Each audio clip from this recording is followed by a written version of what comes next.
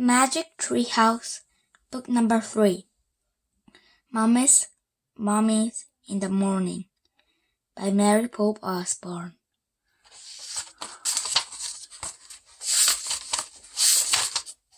Chapter 1. Meow. It's still here, said Jack. It looks empty, said Annie. Jack and his 7-year-old sister gazed up at the very tall oak tree. At the top of the tree was a tree house. Late morning sunlight lit the woods. It was almost time for lunch. Shh, said Jack. What was that sound? What noise? I heard a noise, Jack says. He looked around. It sounded like someone coughing. I didn't hear anything, said Annie. Come on, let's go up. She grabbed onto the rope ladder and started climbing. Jack tiptoed over to the clump of bushes. He pushed aside a small branch. Hello, he says. Anybody there? There was no answer. Come on, Annie called down. The treehouse looked the same as it did yesterday. Jack still felt that someone was nearby. Could it be a person who put all the books in the treehouse? Jack! Jack gazed over the top of the bush. Was the mystery person watching from him now? A person whose name began with M? Maybe M wanted the gold medallions back. The one Jack has found on their dinosaur adventure. Maybe M wanted the latter bookmark back, the one from the castle book. There was an M on the medallions and an M on the bookmark. But what did M stand for? Tomorrow I bring everything back, Jack said loudly. The breeze swept through the woods. The leaves rattled. Come on, called Annie. Jack went back to the big oak tree. He grabbed onto the rope ladder and climbed on. At the top, he crawled through the holes in the wooden floor. He tossed down his backpack and pushed his glasses into place. Which book is it going to be today? Said Annie. She was looking at the books scattered around the treehouse. Annie picked up the books about castle. Hey, this isn't wet anymore, she says. Let me see. Jack took a book from her. He was amazed. It looked fine. Yesterday, it has gotten soaked in the castle moats. The castle books has taken Jack and Annie back to the time of the night. Jack suddenly thanks the mysterious knight who has rescued them. Watch out, warned Annie. She waved a dinosaur book in Jack's face. Put that away, said Jack.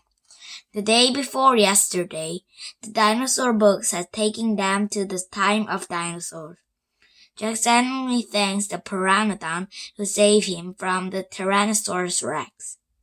Annie put the dinosaur book back with the other books. Then he gasped.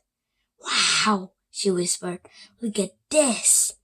She held the books about ancient Egypt. Jack coughed his breath. He took a book from her. The green silk bookmark stuck out of it. Jack turned to the page with a bookmark. There was a picture of pyramids. Going through the pyramids was a long parade. 4 huge cows with horns wearing pole sleds. On the slide was a long gold box. Many Egyptians were talking behind the sleds. At the end of the parade was still black cat. Let's go there, whispered Annie. Now! Wait, said Jack. He wanted to study the book a bit more. Pyramid, Jack, said Annie. You love pyramids. It was true. Pyramids were high on his list of favorite things. After night, before the dinosaur. Way before dinosaur. He didn't have to worry about being eaten by the pteranodon. Okay, he says, but hold the Pennsylvania books, in case we want to come right back here. Annie found the books with a picture of their hometown in it. Frog Creek, Pennsylvania. Then Jack pointed to the pyramid picture in the Egypt book. He cleared his throat and says, I wish we could go this place. Meow! What was that? Jack looked out the treehouse window. The black cat was perched on the branch, right outside the window. The cat was staring at Jack and Danny. It was the strangest cat Jack had ever seen. He was very silky and dark, with bright yellow eyes. It's the cat in the Egypt book, whispered Danny. Just then, the wind started to blow. The leaves began to shake. Here we go, cried Annie. The wind whistled louder. The leaves shook harder. Jack closed his eyes as the treehouse started to spin. It spun faster and faster and faster. Then suddenly, everything was still. Absolutely still. Not a sound. Not a whisper. Jack opened his eyes. Hot, bright sunlight nearly blinded him. Meow. Chapter 2. Oh man, mummies. Jack and Danny looked out the window. The treehouse was perched on the top of the palm trees. The trees stood with other palm trees. The porch of green surrounded by a sandy desert. Meow. Jack and Danny looked down. The black cat was sitting at the base of the tree. His yellow eyes were staring at Jack and Danny. Hi! Annie shouted. Shh, said Jack. Someone might hear you. In the middle of the desert? Said Annie. The black cat stood and began walking around the trees. Come back, Annie called. She leaned out the window to see where the cat was going. Oh, wow, she says. Look, Jack! Jack leaned forward and looked down. The cat was running away from the palm trees, toward the giant pyramids in the Egypt. Toward the giant pyramids in the desert. The parade was going toward the pyramids, the same parade as in the Egypt book. In the picture from books, said Jack. What are those peoples doing? Asked Annie. Jack looked down at the Egypt book. He read the world under the picture.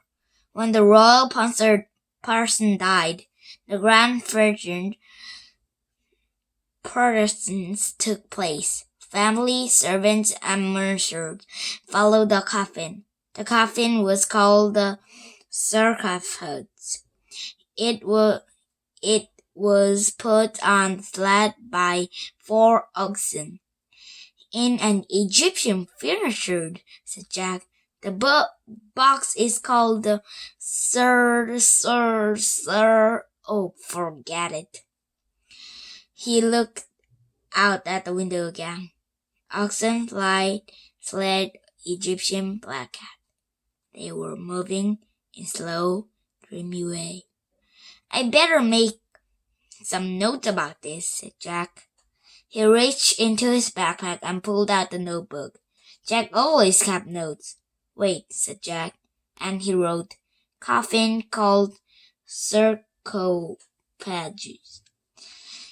We'd better hurry, said Annie, if we want to see the mummy. She started down the rope ladder.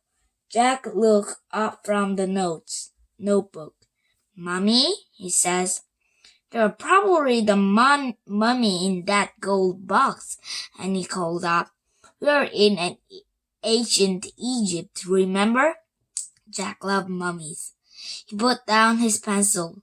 Goodbye, Jack, and he called Annie. Wait, Jack called. Mummies! Annie shouted. Oh man, said Jack Winkley. Mummies! She sure knows how to get to him. Jack shoved his notebook at the Egyptian books in his pack. Then he started down the ladder. When he got to the ground, he and Danny took off across the sand. But as they ran, the strange thing happened. The closer they got to the parade, the harder it was to see it. Then suddenly, it was gone. The strange parade has disappeared, vanished. But the great stone pyramid was still there, towering above them. Panting, Jack looked around. What had happened? Where was the people, the oxen, the gold box, the cat? They're gone, said Annie. Where did they go? Said Jack. Maybe there were ghosts, said Annie. Don't be silly. There are no such thing as ghosts, said Jack. It must have been a myriad. A what? A myriad. It happens in the desert all the time, said Jack. It looked like something there, but it just turned out to be a sunlight reflecting through the heat. How could sunlight look like people's and Mummy's box and a bunch of cows, said Annie. Jack frowned. Ghost, she says. No way, said Jack. Look. Annie pointed at the pyramid near the base of the silk black cat.